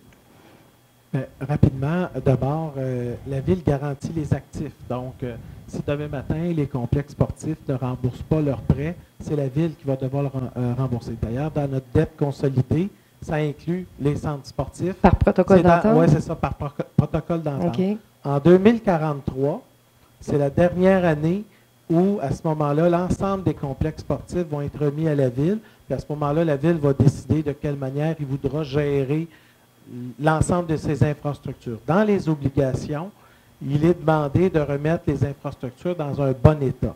La problématique, puis toute l'analyse qui a été faite au cours des 2 dernières années, c'est qu'on est devant un complexe sportif qui annuellement était toujours déficitaire depuis plusieurs années et elle ne mettait aucune somme d'argent de côté pour l'entretien de ces infrastructures. Mais sa gestion relève d'un conseil d'administration qui est totalement indépendant. Effectivement. Donc, est-ce qu'elle a fait une saine gestion administrative? Bien, la question, on a fait toute cette analyse-là. Il y a eu 2 études, Raymond Chabot et Deloitte, qui ont vraiment révisé. Et là, je ne veux pas aller sur les éléments qui auraient peut-être eu en 2008, 2009, 2010. On a entendu toutes sortes d'histoires, mais la vérité, c'est que il n'y a personne d'accusé de rien, puis il n'y a personne qui n'a rien trouvé. Donc, ça, c'est la première chose. Mais j'aurais une question par rapport à ça après. Mais maintenant, continuons sur l'enjeu de la gestion à court terme. Vraiment, les 2 firmes, l'ensemble de l'analyse du travail qui a été fait, a convenu qu'ils allaient tirer le maximum de revenus et donc que l'organisation était efficiente. Et à toute fin pratique, on en était rendu à regarder... on peut dessus couper un peu sa moutarde sur le ketchup là, dans un hot dog. Quand on est rendu là, c'est que dans l'organisation, c'est efficient. Pour les complexes sportifs, on tirait le maximum de revenus et le niveau de dépenses annuelles de gestion était parmi les plus bas quand on se comparait partout au Québec. Alors, on a compris rapidement que cette organisation-là ne pourrait pas tirer 6 millions de revenus dans les prochaines années pour rembourser la dette qui était excessivement pesante.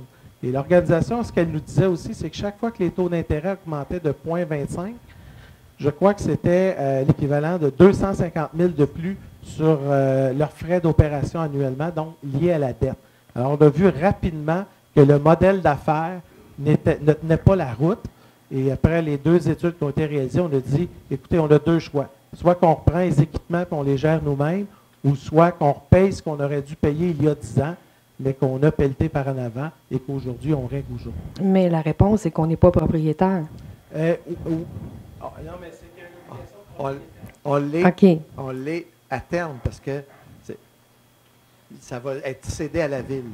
Puis, en plus, comme l'a dit M. on cautionne tous les emprunts. En fait, les complexes sportifs n'auraient jamais pu développer tout ce qu'ils ont fait dans les 20 dernières années s'il n'y avait pas eu la caution de la ville. Alors, c'est comme une amphithéose. On va être propriétaire. Est-ce qu'on va être propriétaire de taudis dans 20 ans ou 25 ans, ou si on va être propriétaire de bâtiments sportifs qui sont très appréciés, puis qui sont dans un bon état. Puis les 2 études dont M. le maire parle, comme la décision a été prise au Conseil, le règlement adopté, ces études-là sont de nature publique, vous pouvez les obtenir. Les 2 études sont très claires. Ils ont comparé à tous les grands centres sportifs au Québec, et les conclusions sont très claires. C'est bien géré, c'est bien administré. Ils peuvent mieux améliorer le restaurant puis aller chercher 5-10 000 piastres de plus, mais par rapport à l'envergure du 6 millions de demandes, parce que c'est la ville qui avait demandé de grandir, de faire plus grand. Alors, par rapport à ce... En quelle année que ça a été demandé, ça? 2010. Il y a une dizaine d'années. Donc, en résumé de tout ça, ce qui m'interpelle encore, est-ce que l'OBNL en tant que tel va chercher à trouver du financement ailleurs aussi? Avec eux, dans les analyses avec Raymond Chabot et Deloitte, on a vraiment regardé toutes les opportunités même d'affaires. Et d'abord, dès le départ, il y a une hypothèse de travail qu'on a refusée, qui est celle de privatiser les infrastructures.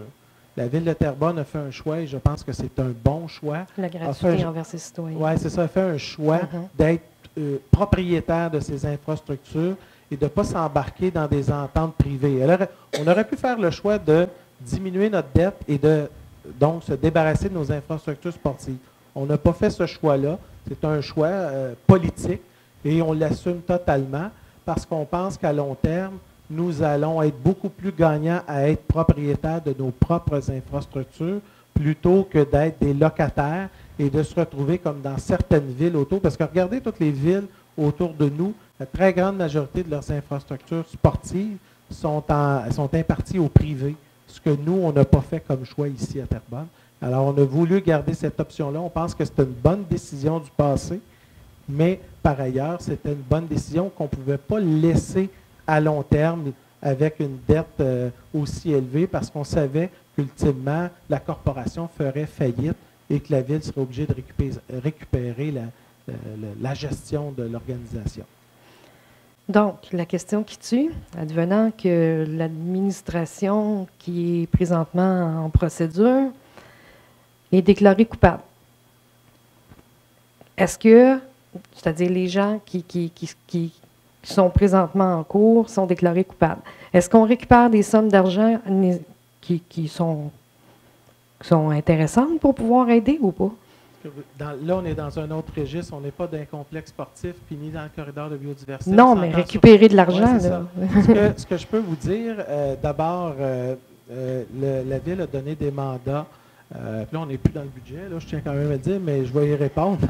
Je tiens à préciser que la Ville a donné des mandats à ses maîtres Cadrin, qui est le même avocat qui faisait les dossiers à Ville de Laval.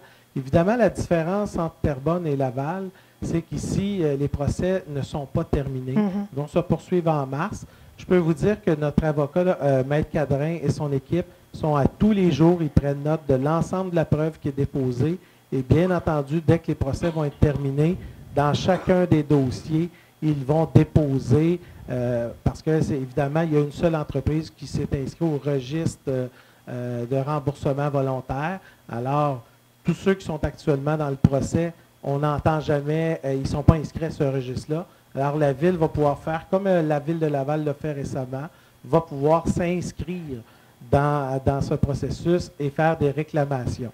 Et ce que je peux vous dire aujourd'hui, je ne crois pas que nous allons recevoir des sommes d'argent dans les 6 prochains mois Vous savez que ces procédures-là prennent un certain temps. Non, mais à l'intérieur des Ouais. 2 années qui restent, puis Oui, étant donné exact. qu'on nous présente un plan. Je veux juste vous t'sais. dire que par rapport au conseil municipal, parce qu'on a déjà discuté à plusieurs reprises, moi-même, plusieurs m'ont interpellé sur cette question-là, vous pouvez être certain que toute récupération de somme d'argent va viser à venir un peu apaiser le poids des taxes sur l'ensemble des contribuables, parce qu'on estime que l'argent qu'on va récupérer, on estime que cet argent-là, c'est parce qu'on avait payé en trop par le passé. Mais aujourd'hui, je serais malhabile de dépenser de l'argent qu'on n'a toujours pas recueilli. Ma dernière question, les insectes piqueurs, Oui. est-ce qu'on aurait dû reculer ou on devrait continuer? Les Ben- autres villes ne font pas d'épandage. Les autres villes, je ne sais pas lesquelles vous parlez, mais Ben, je sais. il y en a plusieurs autour, là, quand même. Repentigny, Mascouche, mais Repentigny le fait. Blainville le fait. Saint-Lin ne fait Bois-des-Filions. pas. Oui, mais les plus proches de nous, là. Mais là, je viens d'en nommer qui étaient pas mal assez proches. Les plus boisés, on peut-tu? Ouais. Mais rapidement, cette année, je tiens quand même à préciser que la Commission du développement durable a eu un mandat d'évaluation. Vous remarquerez que cette année, vous n'aurez plus sur votre compte de taxes la dépense liée aux insectes piqueurs. Maintenant, il va être mis sur le taux de taxation général. Pourquoi? Pour 2 raisons. La première des choses, c'est que on estimait que après évaluation, c'est que c'est une dépense. Hein? Là, je veux juste m'assurer de bien dire, mais la logique était autour du fait que les maringouins, là, ils ne se départagent pas équitablement dans chacune des maisons sur le territoire. Ce qui se départage, c'est le coût, mais ils ne se départagent pas équitablement sur le territoire. Alors, ce qu'on a plutôt estimé, et dans la réflexion, c'est juste et équitable, on a estimé que le coût de l'arrosage biologique devait plutôt être subdivisé proportionnellement à la valeur foncière et non pas équitablement par rapport au compte de taxes. Vous savez, la différence, c'est qu'à 25 $ pour tout le monde, c'est tout le monde paie le même prix. Mais lorsque tu mets le même coût dans le taux de taxation, il y a des gens qui vont payer 12 $, puis il y en a d'autres qui vont en payer 37 $. Donc, il est réparti sur le compte de taxes que j'appelle variablement. Mon cher monsieur le maire, quand je vous entends, j'ai l'impression d'entendre j'ai plus de headset, j'ai plus de maringouins, ça Non. va coûter plus cher. Non, absolument pas. Bref. C'est l'inverse. Si vous allez payer en Oui, fonction mais de la valeur comprenez mon foncière. point, là. L'idée, c'est que j'habite la plaine, là, OK? Ouais. Et à Saint-Lin, on n'épand pas. Pour moi, ça n'en fait pas de différence, mais je paye quand même le 30 $ sur mon compte de taxes. Là. Bien là, la bonne nouvelle, c'est que normalement, dépendant de votre valeur foncière, c'était 25 $ l'an Ah oui, dernier. c'était pas 30? Ouais, non, Ouais. c'était avant 30 $. Ah ouais, c'était Mais le avant, 25 $, normalement, avec votre valeur foncière, selon votre secteur, vous allez payer moins que 25 $. Et ben, celui qui a une valeur foncière beaucoup plus élevée va payer un montant plus élevé que 25 $. Mais à la fin, je tiens quand même à préciser que la Commission du développement durable a eu un mandat. Il va y avoir une évaluation indépendante qui va être faite en janvier sur des meilleures stratégies d'arrosage. Et il se peut qu'on arrive avec des stratégies où on juge à certains endroits que ce n'est pas nécessairement utile et qu'à d'autres endroits, ça a des retombées plus grandes. Mais aujourd'hui, je ne peux pas vous dire quel sera le résultat de ce travail-là qui va être fait parce que c'est un mandat qui va être donné au début de l'année. C'était l'ensemble de mes questions. Merci. Merci.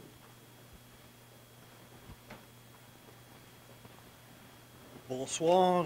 À la page 39, sur les effectifs, on parle d'une réduction d'un policier auxiliaire non requis pour l'année 2020. Et jusqu'à nouvel ordre, il y avait un minimum d'effectifs sur cette classe de policiers. J'aimerais avoir des explications, s'il vous plaît.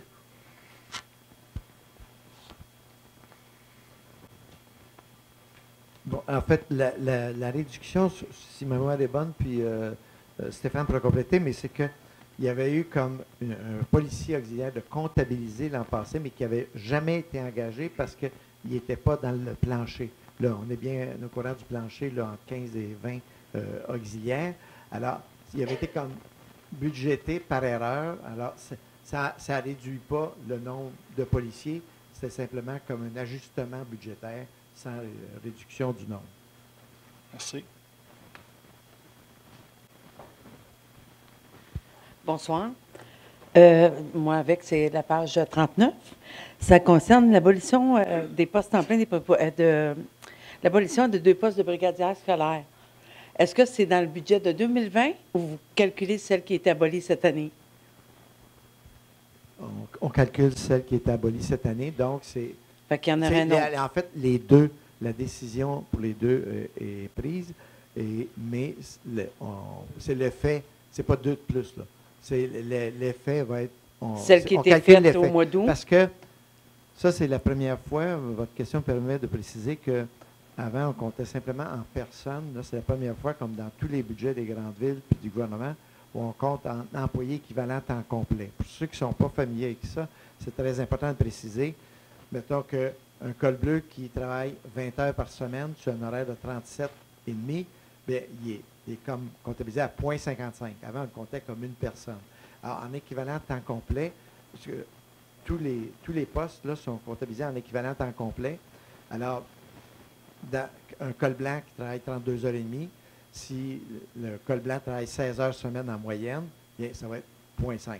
Dans le cas des brigadières, c'est des recommandations qui ont été faites par le service de police.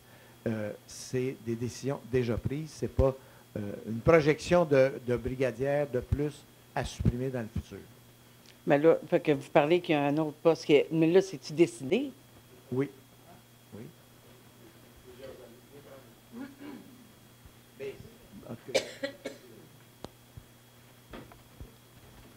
Juste un petit éclaircissement. Pour le poste de policier, c'est un poste qui avait été, pour répondre à la question de M. Lepage. Oui, ça me concerne pas. Le poste de policier, c'est un poste qui avait été planifié comme en trop. C'est une erreur, en fait, de planification lors du dernier budget. Donc, il n'y a pas de réelles conséquences.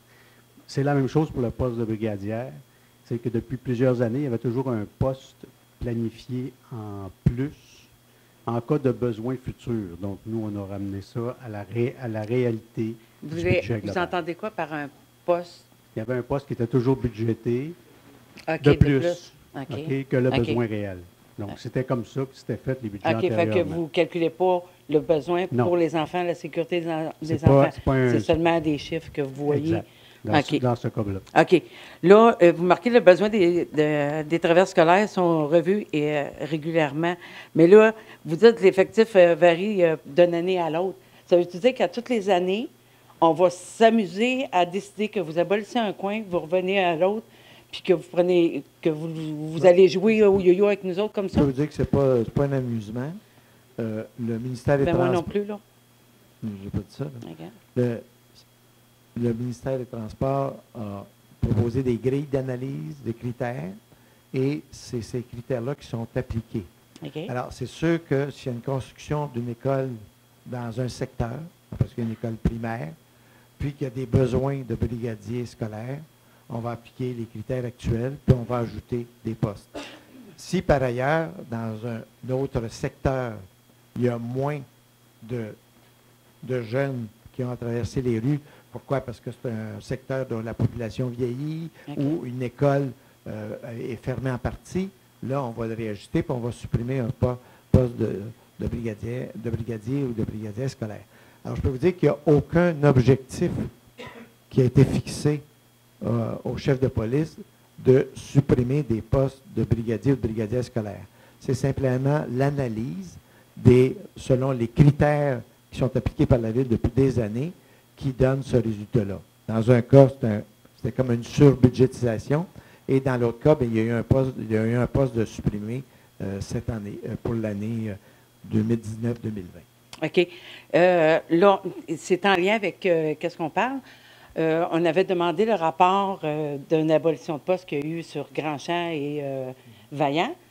Dans le rapport, il y a un endroit qui marque qu'un policier est requis, mais vous coupez le poste. Moi, je ne comprends pas ce bout-là. C'est marqué que un policier serait requis, mais vous coupez le poste. Le poste de brigadier? Oui. Alors, je ne comprends pas, puis j'aimerais une explication. Je suis au courant que le rapport avait été demandé. On avait demandé au chef de police de faire le suivi. Alors, il a fait le suivi. Moi, je n'ai pas lu le rapport. Alors, je vais le lire, puis éventuellement, je vais OK, faites-y, je vous demande. Ça parce que Normalement, que les services de police sont très rigoureux sur l'application des normes du ministère des Transports. Puis, disons qu'il n'y a eu, je peux vous dire, aucune demande de fait là, de dire on veut réduire le nombre de brigadiers ou de brigadiers scolaires. C'est simplement les normes du ministère des Transports qui sont appliquées à la ville de Terrebonne depuis longtemps et c'est les mêmes critères. En tout cas, de toute façon, essayez d'avoir le rapport et de le lire, puis j'aimerais peut-être ça avoir un feedback de ça. Je suis la directrice des brigades. Merci.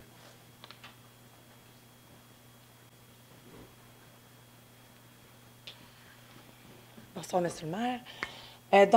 Ce soir, je m'appelle Stéphanie, je suis employée Col Blanc, Ville de Terrebonne. Donc, moi, je viens poser une question par rapport aux effectifs. Dans le fond, ce que vous voulez faire, c'est littéralement diminuer le nombre d'employés municipaux ou le stabiliser. Expliquez-moi un petit peu. Là, on dit non, 900. pas le diminuer. Le plan quinquennal de main-d'œuvre qui a été adopté par l'exécutif, qui est public, une décision de l'exécutif, le document est public. La recommandation, c'était de stabiliser le nombre d'employés à la ville.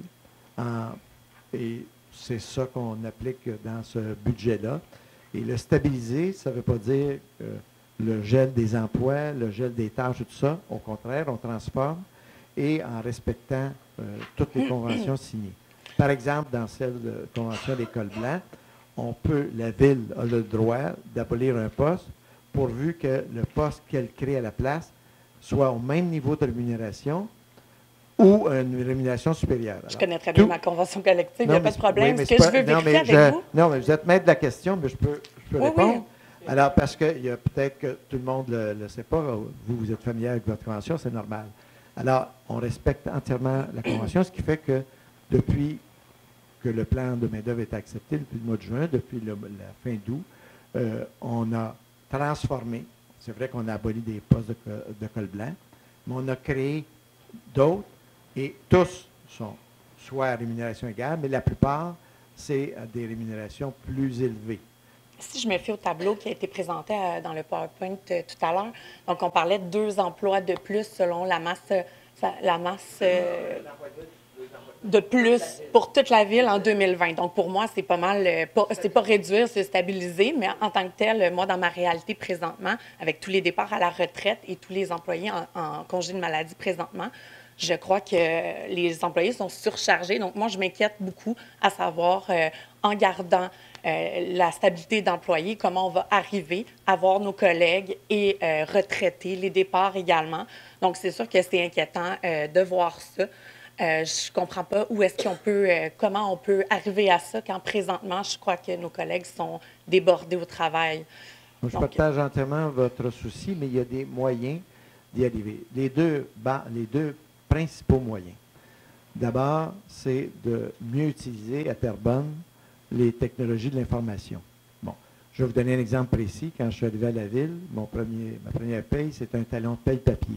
Je ne me souvenais plus dans ma vie d'avoir vu ça, là. Deuxièmement, les feuilles de temps des employés, les employés étaient toutes papier jusqu'à il y a un mois. Ça, en termes de temps, de transport, de toutes ces feuilles de papier-là, d'écriture, de signature, les talons de paye papier, tout ça, quand on passe au talon de paye numérique, quand on passe à la feuille de temps numérique, on économise du temps, on économise du temps de transport à tous égards. La même chose dans plusieurs secteurs, le paiement des factures. On avait un vieux système logiciel financier. La Ville a décidé d'investir à peu près, 4,5 millions pour avoir un nouveau système de logiciel financier. Dans ce système-là, ça va aider à favoriser la comptabilité, aider à favoriser le paiement des factures, etc.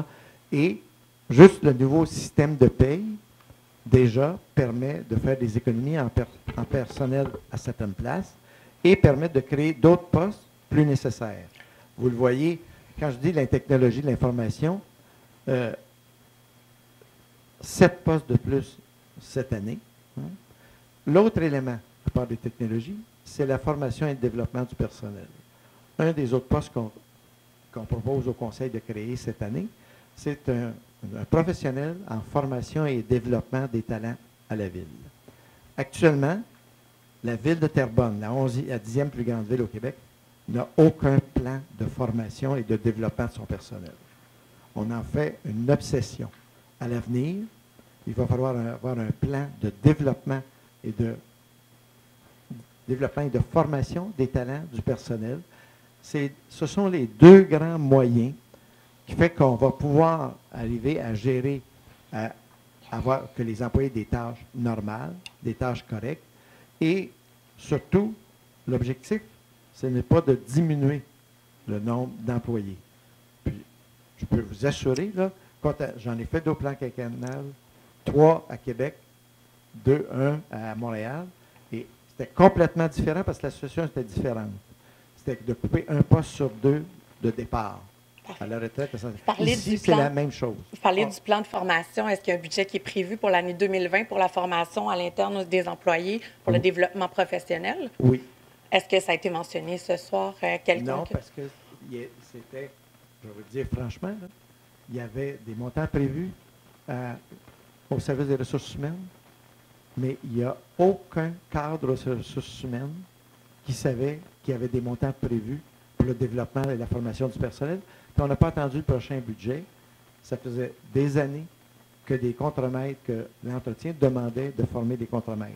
Mais cette année, tout de suite, quand j'en ai parlé, on a dit oui. Et déjà cette année, il y a eu une première cohorte de contremaîtres qui ont reçu de la formation et ça va se continuer.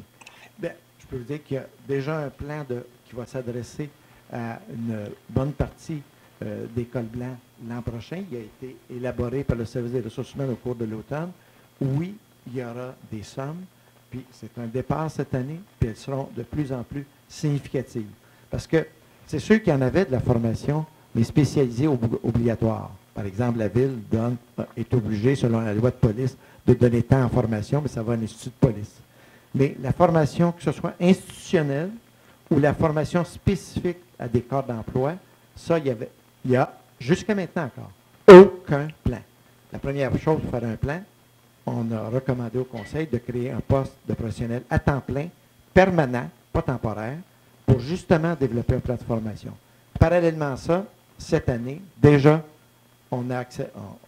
c'est réalisé, former une première cohorte de contremaîtres et au début de l'année prochaine, il va y avoir de la formation de fait dans certains domaines qui vous seront communiqués pour les fonctionnaires. J'ai une dernière question. Donc, tantôt, on parlait que vous redirigiez certains postes dans certaines directions. Donc, évidemment, ça crée des abolitions, des modifications, des transformations. On est très au courant. Par contre, j'ai un exemple concret. Là, on parle de services aux citoyens, services également aux fournisseurs. Donc, au compte à payer, on a eu une abolition présentement en pleine implantation d'un logiciel financier qui crée par le fait même un surcroît de travail. Donc, puis je pense que c'est une tangente présentement. Donc, j'aimerais avoir plus d'explications là-dessus. Oui, je connais très bien le dossier, mais en gestion, comme dans d'autres domaines, on peut marcher pour marcher de la gomme en même temps. Alors, dans ce cas-là, il y a quelqu'un qui a pris sa retraite. Le comité de gestion a décidé d'abolir le poste. Par contre, on savait qu'il y avait des besoins temporaires et on a dit à la directrice par intérim des finances, oui, il faut engager de façon temporaire pour la période avant que le nouveau logiciel soit fonctionnel, puis parce qu'il était en implantation. Alors, mais si on avait décidé de maintenir le poste était complet, lui, pour 10, 15, 20 ans. Alors, c'est sûr qu'il y a des ajustements. Ce n'est pas toujours facile, hein, pour ceux qui le vivent. On comprend très bien, sauf qu'il y a une chose qui, nous, globalement, là, on est tous au service des citoyens. Et nous, on croit qu'avec la fonction publique actuelle, le même nombre, pas nécessairement les mêmes fonctions, on peut améliorer le service qu'on donne actuellement aux citoyens.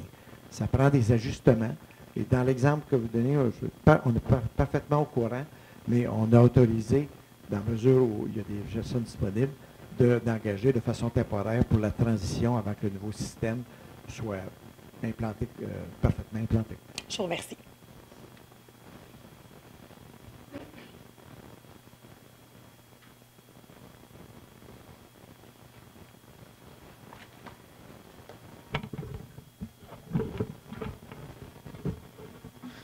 Monsieur le maire, Madame Turpin, Monsieur Marcoux, bonsoir. Guillaume Tremblay, président par intérim du syndicat des employés manuels de la ville de Terrebonne. Donc, je représente l'École bleue et les surveillants concierges. Vous avez annoncé ce soir que la gestion ou l'administration des camps de jour allait être transférée à l'entreprise privée. Donc, je voulais savoir, comme vous n'êtes pas sans savoir, les concierges, les surveillants concierges assurent présentement la surveillance ainsi que la conciergerie dans les différents camps de jour de la ville. Donc, je voulais savoir quels étaient les plans maintenant avec ce changement d'administration-là. Va-t-il y avoir le même nombre de lieux physiques où les camps de jour vont se tenir? Et est-ce que la surveillance ainsi que les travaux de conciergerie vont être assurés là, par les employés surveillants concierges de la ville? Je peux vous assurer qu'il n'y aura aucun changement à cet égard. Les camps de jour vont encore se dérouler dans les bâtiments de la ville, dans les bâtiments scolaires. La ville va payer considérablement pour ça. Le bénéfice, par exemple, au-delà du 100 000 $ d'économie, il y a un immense bénéfice. C'est pourquoi le service des loisirs qui nous a proposé cette initiative, c'est venu de son initiative, c'est engager 250 à 300 étudiants ou animateurs à chaque été pour une période de 6 à 8 semaines. C'est beaucoup, beaucoup, beaucoup d'ouvrages pour les gens des loisirs qui sont là. Alors, ça rejoint la préoccupation que votre collègue prédécesseur a soulevée. Hein. La gestion des camps de jour telle qu'elle était faite depuis des années est très, très exigeante pour notre personnel. En faisant l'impartition, il y a une économie de 100 000, ce n'est pas la fin du monde, c'est significatif, mais ce que je peux vous assurer, par rapport à tous les autres éléments, ça va être dans les bâtiments de la ville, ça va être dans les bâtiments scolaires. On va surveiller l'application du contrat. Et il y a une chose, la plupart de tous nos animateurs ou ceux qui participaient au camp de jour de l'année passée, on va tous les référer à la firme puis à l'intérêt des engagés parce qu'ils ont de l'expérience, on les a formés, etc. Alors, mais à ma connaissance, à moins que Stéphane, tu as des choses à ajouter par rapport aux concierges, est-ce qu'il y a des changements? Je vous remercie.